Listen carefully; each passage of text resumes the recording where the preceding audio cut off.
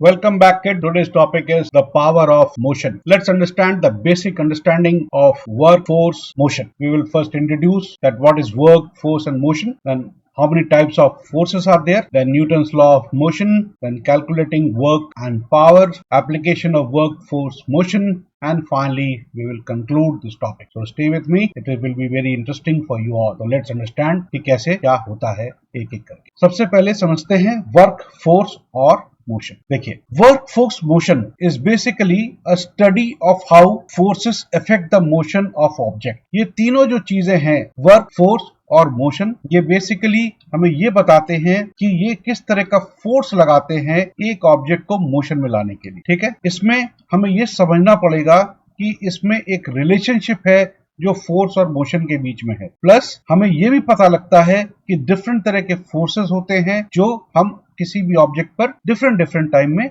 लगाते हैं. तो वर्क, फोर्स, मोशन को फुल्ली अंडरस्टैंड करने के लिए ये बहुत इंपॉर्टेंट और strong foundation of basic physics है, जिसके लिए आधार बनती है Newton's law of motion and the concept of acceleration. ठीक है, तो आइए समझते हैं कि क्या है. तो कई तरह के फोर्सेस होते हैं. सबसे पहला आप लोग को नोट कर लीजिए, तीन तरह के फोर्सेस होते हैं.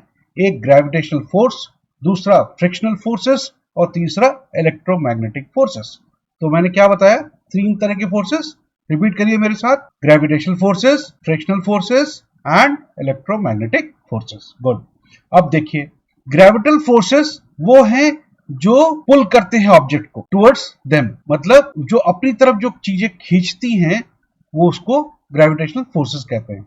लाइक अर्थ सब चीज अपनी तरफ खींचती है तो इसलिए कहते हैं उसको ग्रेविटेशनल फोर्स. फ्रिक्शनल फोर्सेस वो हैं जो रेस्ट करती हैं जब दो सरफेसेस आपस के कांटेक्ट में आते हैं. ठीक है, तो क्या कहेंगे हम, frictional forces are those forces which resist motion when two surfaces come into contact. समझ में आ गई बात. चलिए, इलेक्ट्रोमैग्नेटिक फोर्सेस ये क्या होती है. It arises from interaction between charge particles and can include both attractive and repulsive forces. मतलब इलेक्ट्रोमैग्नेटिक फोर्सेस वो हैं जब चार्ज पार्टिकल के थ्रू आपस में इंटरेक्शन करती हैं, और इसमें दोनों संभावनाएं हो सकती हैं, वो या तो जुड़ सकती हैं या फैल सकती है. इसलिए इन तीन फोर्सेस को समझना बहुत जरूरी है. आइए समझते हैं न्यूटन्स लॉ ऑफ मोशन. अभी खाली बेसिक चीज समझेंगे, फिर धीरे धीरे इसको कवर करेंगे. देखिए, फिजिक्स में न्यूटन लॉ ऑफ मोशन एक बहुत इंपॉर्टेंट लॉ है जिसको हमें समझना पड़ेगा, और इसके बिना फिजिक्स मैं कहूंगा खत्म ही हो जाती है. इसको समझना ही पड़ेगा. है क्या न्यूटन्स लॉ ऑफ फिजिक्स में.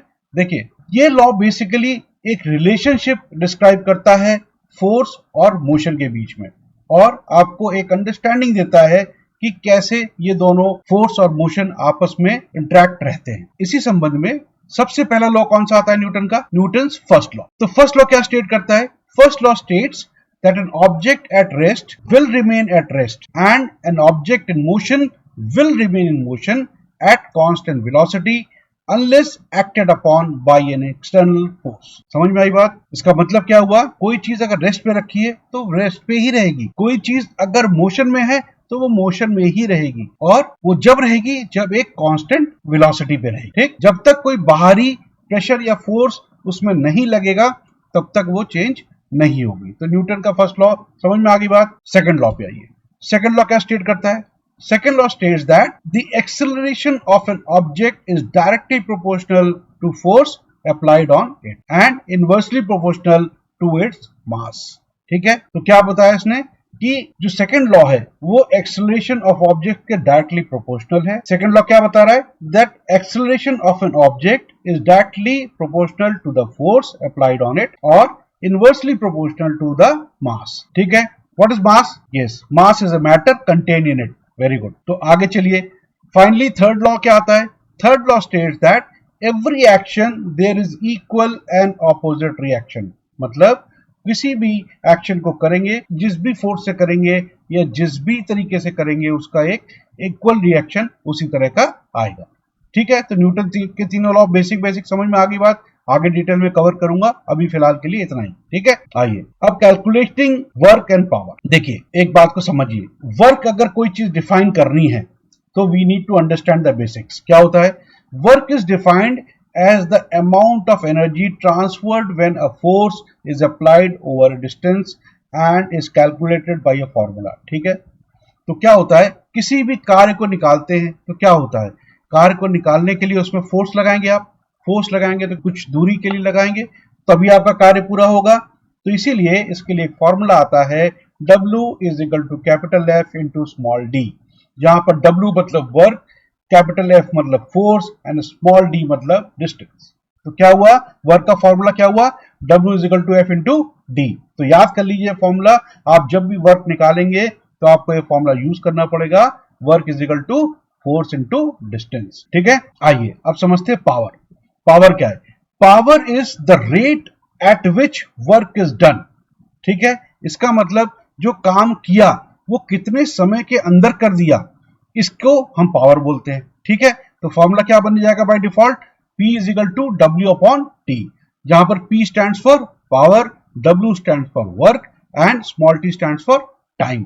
तो W क्या हुआ, पहले हमने बताया था F इंटू डी, तो इसका मतलब power is equal to force into distance upon time, ये भी हो सकता है।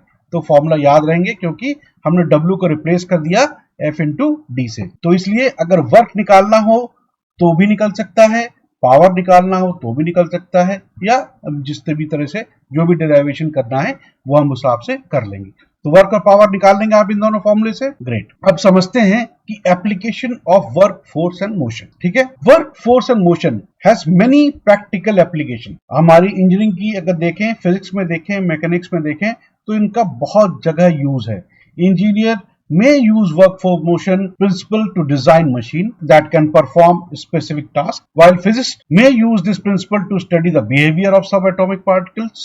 Right? Understanding these work, force, motion is a very important, बहुत important है हमारी एवरीडे एक्टिविटी के लिए। हम इसको यूज कर पाते हैं। आपको प्रैक्टिकल एग्जांपल के लिए बता दूं, जैसे ड्राइविंग ए कार, कोई भी खेल खेल रहे हो आप, या आप even you can help individuals to make more informed decisions about how to apply force to achieve a desired outcome. Even आप किसी की मदद भी कर सकते हैं कि वो अपना desired result कैसे निकाल ले। ठीक है, लास्ट में कंक्लूजन में यही कहूंगा, work, force and motion is fundamental concept of physics that involves understanding the relationship between force and motion. By studying this concept, individual can gain a deeper understanding of how objects move and interact with each other, and can apply this knowledge to a wide range of practical experience. ठीक है, और सबसे बड़ी बात इसमें यह है कि बहुत सारी चीजें जब आप इसको समझेंगे तो आप इसमें अपना करियर इन इंजीनियरिंग, फिजिक्स या किसी अनदर फील्ड में, इस स्ट्रॉन्ग फाउंडेशन जब आपका वर्क, फोर्स और मोशन में होगा तो आपको उसमें सक्सेस भी मिल सकती है। इसलिए work, force and motion is very very important topic, और न्यूटन्स के 3 लॉ के साथ ये पूरा चैप्टर चलता है। ठीक है, यस।